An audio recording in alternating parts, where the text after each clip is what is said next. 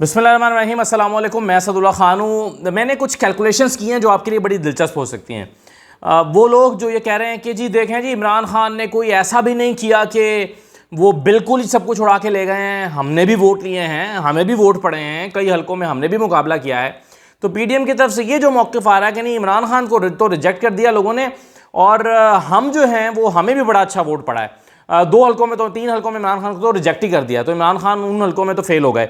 और फिर एक दूसरा बयानिया ये भी आ रहा है पीडीएम की तरफ से कि देखें जी, इमरान खान तो खुद खड़े थे यहाँ पर, और उनके जो कारकुन अगर ये होते या उनके उम्मीदवार होते तो रिजल्ट मुख्तलिफ होता। तो जनरल इलेक्शन में तो जाके इमरान खान ने खुद ही सारे हलकों से इलेक्शन नहीं लड़ना ना, इमरान खान ने तो लोगों को खड़ा करना है।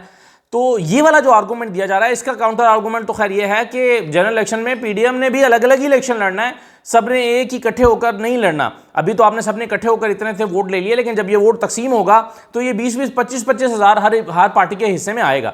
ये कैसे मैं कह रहा हूं, मैं आपके सामने कुछ बड़े ही दिलचस्प अदाद-ओ-शुमार रखता हूं, जिससे आपको यह अंदाजा होगा कि इमरान खान ने 2018 के मुकाबले में अब कितने वोट लिए, और पीडीएम ने 2018 में कितने वोट लिए थे और अब कितने वोट लिए हैं। तो ये ज़रा फैक्ट्स एंड फिगर्स देखें तो आपको अंदाज़ा हो जाएगा। देखें, अभी पहले 2022 का देख लें। अभी पीटीआई का जो कुल वोट पड़ा है, पीटीआई ने 8 हलकों में, मैं सूबाई असम्बली के हलकों की बात नहीं कर रहा, इस वक्त 8 नेशनल असम्बली की सीटें जहां पर इमरान खान जीते हैं या हारे हैं, 6 जीतने वाली सीटें और 2 हारने वाली सीटें, अगर 8 सीटों का कुल वोट मिलाया जाए, मैंने कैलकुलेट किया है, तो पीटीआई का वोट निकला है 5,57,696। 5,57,696। 2018 में पीटीआई ही का इन्हीं सीटों का जो वोट था वो था 5,85,765। तो फर्क कितना पड़ा? तकरीबन 18,000 वोटों का। यानी पीटीआई ने तकरीबन अपना सारा वोट वापस ले लिया है।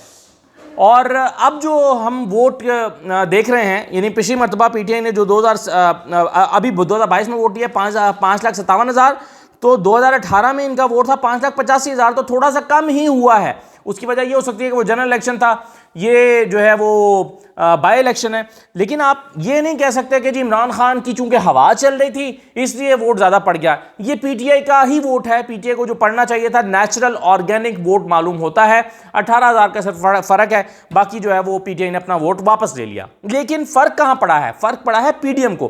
पीडीएम का ज़रा वोट देखें, 2022 में अब जो एंटी पीटीआई वोट पड़ा है वो पड़ा है 4,80,000, 4,80,578, 4.25 लाख आप कह सकते हैं।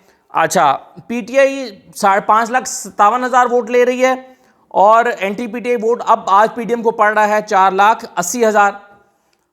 लेकिन 2018 का एंटी पीटीआई वोट कितना पड़ा था वो बड़ा दिलचस्प है। 2018 में पीटीआई की मुखालिफ जमातों को इन्हीं 8 हलकों में, मैं सिर्फ 8 हलकों की बात कर रहा हूं, इन्हीं 8 हलकों में पीटीआई को जो पीटीआई के मुखालिफ वोट पड़ा था, यानी पीडीएम में शामिल जमातें अब जो हैं पीपल्स पार्टी, नून लीग, मौलाना फजलुर रहमान या बाकी छोटी जमातें एएनपी, एमक्यूएम, इनको कुल मिलाकर जो वोट पड़ा था वो पड़ा था 9,12,472।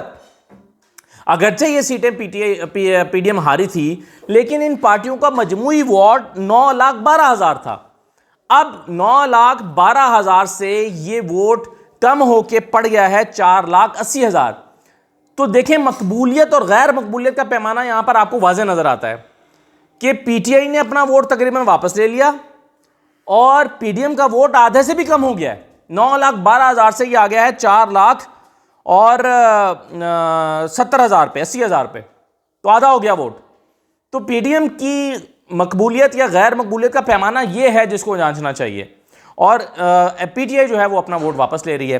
तो अब अगर कुछ लोग ये समझते हैं कि जी पीटीआई ने, ये तो इमरान खान ने वोट ले लिया है, अगर इमरान खान ना होते तो इतना वोट ना पड़ता, तो भाई इमरान खान के बगैर जो है वो एक तो ये वोट पहले पड़ चुका है, इससे ज़्यादा पड़ चुका है 2018 में, और दूसरी बात यह है कि अगले इलेक्शन में अगर इन सारी सीटों पर इमरान खान ने इलेक्शन नहीं लड़ना तो पीडीएम की जमातों ने भी तो लहदा इलेक्शन लड़ना है। पीपल्स पार्टी, पीएमएलएन और मौलाना फजलुर रहमान, एएनपी, एमक्यूएम, कैसे मुमकिन है कि एमक्यूएम और पीपल्स पार्टी कराची में इत्तेहाद कर लें? इससे भी बुरी पिटेगी जो रात हुई है एमक्यूएम के साथ, मेरा ख्याल है इतनी बुरी किसी सियासी जमात के साथ नहीं हुई।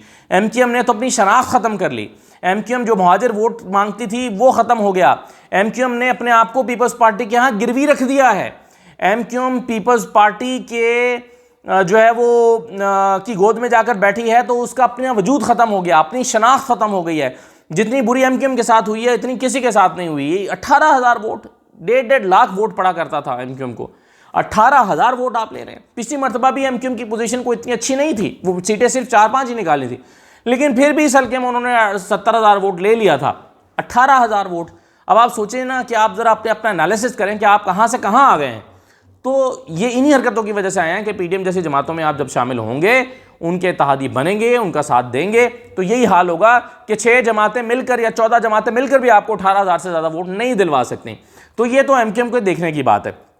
तो दूसरी तरफ मौलाना फजल रहमान, मौलाना कासिम अकेले कितना वोट ले जाया करते थे, लेकिन अब नून लीग के जमशेद खान ने पूरी कैंपेन की है उनकी, लेकिन इसके और पैसे खर्च किए हैं और विफाक से भी लेकर दिए हैं, इसके बावजूद वो है वो इमरान खान से 8-10 हज़ार वोटों से, 12,000 वोटों से हार गए। और इसी तरह से बाकी हलकों में भी हुआ है। तो कहने का मतलब यह है कि अगली मरतबा, हाँ ये मुमकिन है कि अगली मरतबा जो है वो ANP और नून लीग और मौलाना फजल रहमान या फजल रहमान और ANP यहाँ पर इत्तेहाद बना लें खैबर पख्तूनख्वा में, सिंध और पंजाब में पीपल्स पार्टी और नून लीग और मौलाना फजल रहमान को इत्तेहाद बना लें। तो अगर ये इत्तेहाद बनाकर इलेक्शन लड़ें तो फिर हो सकता है इनको बेहतर हो जाए, लेकिन ये मुमकिन नहीं है, क्योंकि पंजाब में जो पीपल्स पार्टी के अच्छे हल्के हैं, जैसे चौधरी मंजूर हो गए या कमरजमान कायरा हैं या और इनके गिलानीज़ हैं, ये अपनी सीटें नून लीग की झोली में तो नहीं डालना चाहेंगे कि ठीक है हम विड्रॉ करते हैं आप ले लें, और इसी तरह से पीपल्स पार्टी सिंध से नून लीग को नहीं देना चाहेगी। तो इत्तेहाद के इम्कान तकरीबन 9 होने के बराबर नज़र आते हैं। और जब आप अलग-अलग जाएंगे, अपना अपना जोर लगाएंगे, तो फिर क्या होगा, मुल्तान में अब्दुल गफ्फार डोगर का वोट अलग हो जाएगा। अभी तो अब्दुल गफ्फार का डोगर पड़ा है ना अली मूसा गिलानी को, डोगर का वोट, लेकिन डोगर का वोट अलग हो जाएगा और मूसा गिलानी का वोट अलग हो जाएगा, तो फिर जाहिर है वोट स्प्लिट होगा, तो फायदा किसको होगा। तो जनरल इलेक्शन का रिजल्ट इससे भी बेहतर होगा पीटीआई का। अब अभी तो 14 जमातें इकट्ठी थी, जब 14 जमातें इकट्ठी नहीं रहेंगी तो इससे भी ज़्यादा वोट पीटीआई ले सकती है। अब एक चीज़ इंपॉर्टेंट है, आज इमरान खान ने अपने पार्टी लीडर्स को भी बुला लिया और मैंने सुना है भी कि शाम में 4 बजे शायद वो खिताब भी कर रहे हैं। अब सबसे इंपॉर्टेंट चीज़ ये है कि इमरान खान को इससे कितना हौसला मिला है। जाहिर है बड़ा हौसला मिला होगा कि कौम मेरे साथ खड़ी है, कम टर्नआउट के बावजूद लोगों ने उनको जिताया है, तो कौम उनके साथ खड़ी है, तो ये तो उनको हौसला हो गया।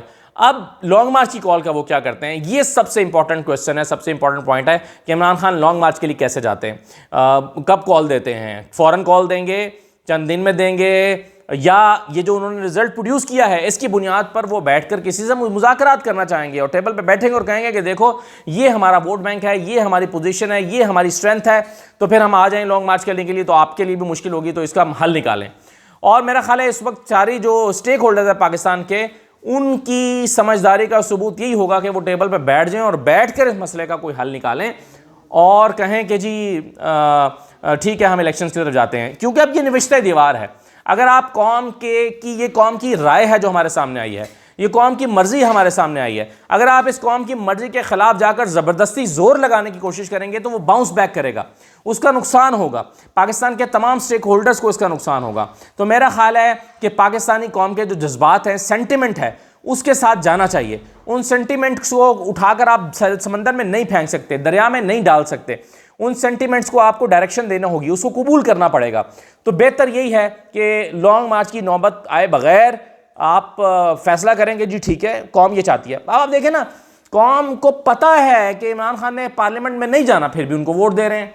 इसका मतलब है वो सिस्टम के खिलाफ वोट दे रहे हैं, वो इस रजीम के खिलाफ वोट दे रहे हैं, वो इलेक्शंस के लिए वोट दे रहे हैं, वो जनरल इलेक्शन के लिए वोट दे रहे हैं।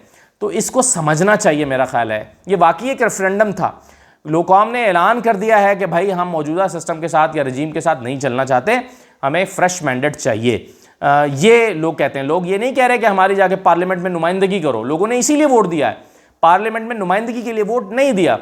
तो ये मेरा ख्याल है इसको समझना चाहिए और ये अदाद शुमार मैंने आपके सामने रखे हैं, इससे आप सिचुएशन को एनालाइज कर सकते हैं कि पीडीएम 9,12,000 वोटों से 4,80,000 वोटों पर आ गई है, सारी जमातें मिलकर।